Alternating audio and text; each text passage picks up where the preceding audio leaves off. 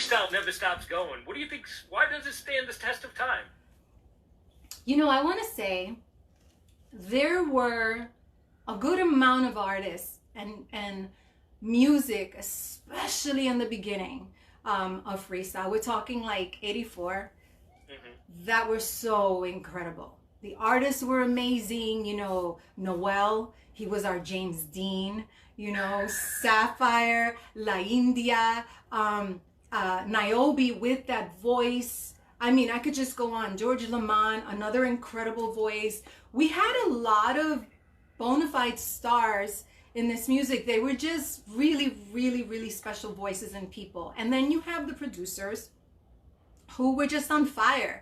And I think that those people that I mentioned and so many others really did become the soundtrack of people's lives. And people have actually walked up to me and said, this song got me through this breakup, that song got me through my parent passing. I'm literally in music a part of people's lives. Absolutely. And I don't even know, like, how do you thank anybody for that? You know what I mean? So I'm aware of my blessings. Karina, I got your music ready, queued up for tomorrow night when we do the independent artist show. Oh, nice. I'm so excited to have you on there. The inspiration for your songs, because I've got to download it and play it. They all come from your, background of you just growing up as a little girl, or you just take from life every day? They're all stories about me in one way or the other. Either I'm experiencing it or I'm experiencing someone else experiencing it. Usually it is a little bit of a journal entry, if you will, right? So for example, this song is called Tnee-lee-nesheeka. Tnee-lee-nesheeka means give me a kiss in Hebrew. And how the song came to be, I had a driver that my label had hired pretty much to babysit me because I had ran away from my tour, and because they were working me really hard. Like I hadn't slept in 8 months. I ran away to Puerto Rico and somebody found me and brought me back, and I landed in Atlanta for the very next connection to my show.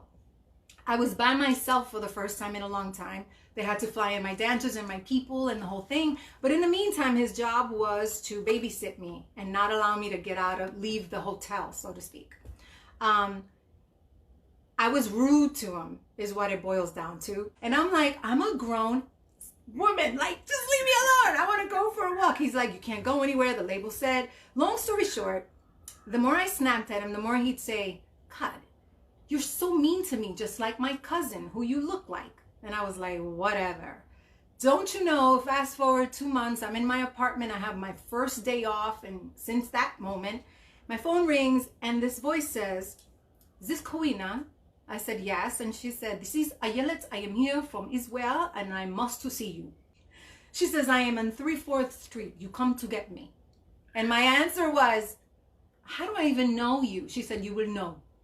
So when I showed up 34th Street, she had bangs and this long ponytail, and it was as if she floated above the millions of people on 34th Street. This woman, we just became best friends immediately.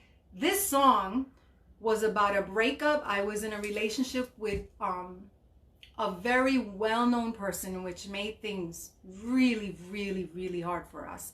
And when we wound up not making it, my heart was so broken. And she's the one that nursed me through the pain. And she used to say, Tnee-lee-nesheeka, booba, and that's give me a kiss. And she would do that and make me laugh whenever I was crying and upset. She'd be like, stop it, Tnee-lee-nesheeka, Tnee-lee-nesheeka. Wow. And so the song is an homage to her, to our friendship, and about the breakup with someone who was really quite amazing and just going through a lot at the time, So it's a song really about love.